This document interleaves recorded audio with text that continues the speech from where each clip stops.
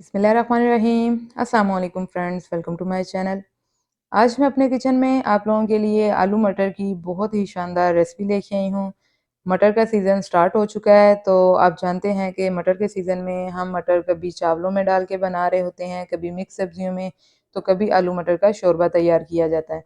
तो आज चावलों के साथ हम आलू मटर का शोरबा तैयार करने वाले थे, तो मैंने सोचा कि इसकी वीडियो आपसे भी शेयर की जाए। तो वीडियो स्टार्ट करने से पहले अगर आप मेरे चैनल पे नए हैं और अभी तक आपने चैनल को सब्सक्राइब नहीं किया, तो जल्दी से चैनल को सब्सक्राइब कर लें, बेल आइकन का बटन लाजमी हिट कीजिएगा। चलते हैं वीडियो की तरफ।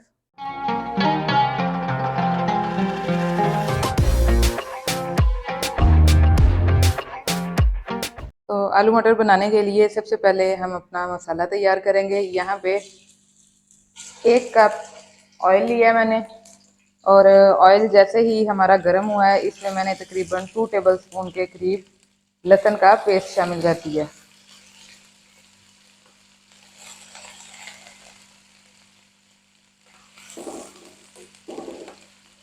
फ्लेम आपका इस पॉइंट पे मीडियम टू लो होना चाहिए, ताकि लहसुन एकदम से जल भी ना जाए। जैसे ही लहसुन हमारी लाइट गोल्डन होती है, हम इसमें अपने अदरक का पेस्ट भी शामिल कर देंगे। तो लहसुन हमारी गोल्डन हो चुकी है। अब इसमें 2 टेबल स्पून ही हम अदरक का पेस्ट शामिल करेंगे।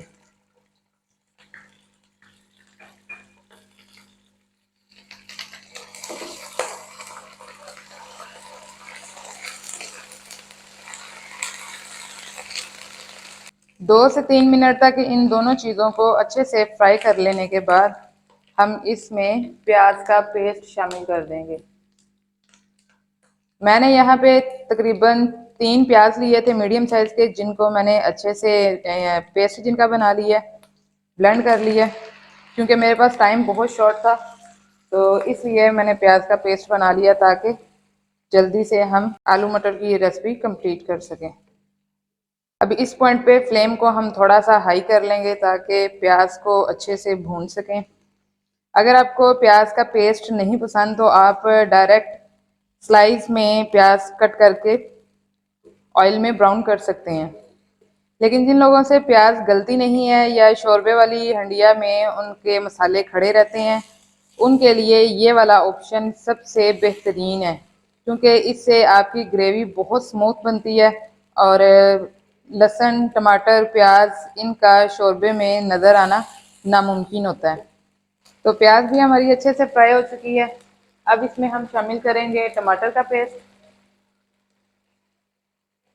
मैंने यहाँ पे 4 अदद टमाटर लिए थे, इनको भी मैंने अच्छे से पीस लिया है, पेस्ट बना लिया इनका।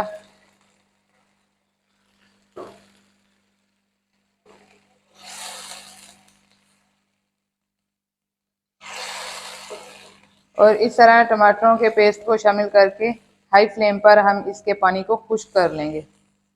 अभी मैंने इसमें स्पाइस वगैरह कोई भी शामिल नहीं किए। तो जैसे ही हमारे टमाटरों का पानी खुश्क होता है, हम इसमें अपने स्पाइस शामिल करते हैं।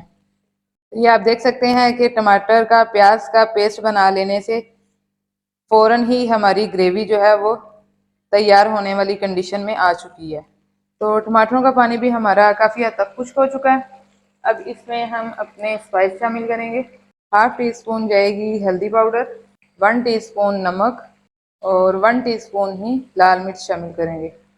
मसाले इसमें कुछ ज़्यादा नहीं जाएंगे, बस यही बेसिक मसाले जाएंगे जो हर हांडी में इस्तेमाल होते हैं। और थोड़ा सा हम इसमें साबुत ज़ीरा शामिल करेंगे। स्पाइस शामिल करने के बाद हम अपने मसाले को 2 से 3 मिनट तक इसी तरह हाई फ्लेम पर ही अच्छे से भून लेंगे, और फिर हम इसमें अपनी सब्ज़ी शामिल करेंगे।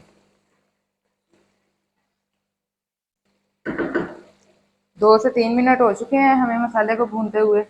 अब इसमें हम अपने कटे हुए आलू और मटर शामिल कर देंगे। बिस्मिल्लाहिर्रहमानिर्रहीम।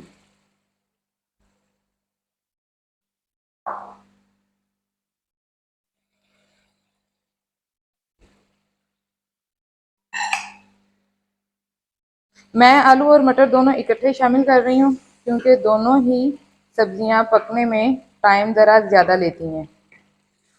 तो इसलिए कोई भी सब्ज़ी पकाते हुए इस चीज़ का ख़ास ख्याल रखा करें कि कौन सी सब्ज़ी जो है ज़्यादा टाइम लेने वाली है और कौन सी सब्ज़ी कम टाइम लेने वाली है, क्योंकि अगर इन चीज़ों का हम ख्याल ना रखें तो हमारी रेसिपी जो है वो ख़राब हो सकती है, उसकी खूबसूरती जो है वो जाती रहेगी। तो आलू मटर की जो रेसिपी है इसमें हमारी दोनों चीज़ें ही पकने में थोड़ा टाइम ज़्यादा लेती हैं, इसलिए मैंने दोनों को इकट्ठा ही शामिल कर दिया। और दूसरी बात, कुछ लोग आलू मटर शामिल करते ही पानी शामिल करके इसको गलने के लिए रख देते हैं, लेकिन मैं ऐसा नहीं करूँगी। मैं मसाले के साथ आलू और मटर दोनों को तकरीबन 4 से 5 मिनट तक हाई फ्लेम पर इसी तरह भून लूँगी। 4 से 5 मिनट हो चुके हैं मुझे आलू मटर को भूनते हुए, और ये आप देख सकते हैं कि ऑयल जो है वो सारा ऊपर आ चुका है हमारा, मसाले ने ऑयल को छोड़ दिया है। इसका मतलब है कि हमारे आलू मटर बहुत अच्छे से भून चुके हैं। अब इस पॉइंट पे हम इसमें पानी शामिल करेंगे। पानी आपने जितना आपको चाहिए उतना शामिल कर सकते हैं। मैं आलू मटर का इस्तेमाल चावलों के साथ कर रही हूँ, इसलिए मैं इसमें पानी चावलों के हिसाब से ही डालूँगी। और अगर आप आलू मटर की सब्ज़ी रोटी के साथ खाना चाह रहे हैं तो फिर आप उस हिसाब से अपनी हांडी में पानी शामिल कर सकते हैं।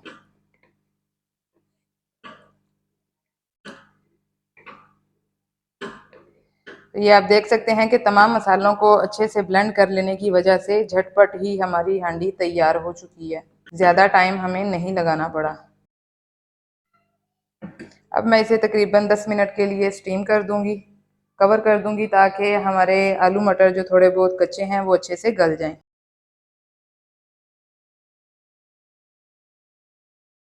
जी, तो माशाल्लाह से आलू मटर हमारे बहुत अच्छे से गल चुके हैं। अब इसमें हम थोड़ा सा फ्रेश सब्ज़ धनिया शामिल करेंगे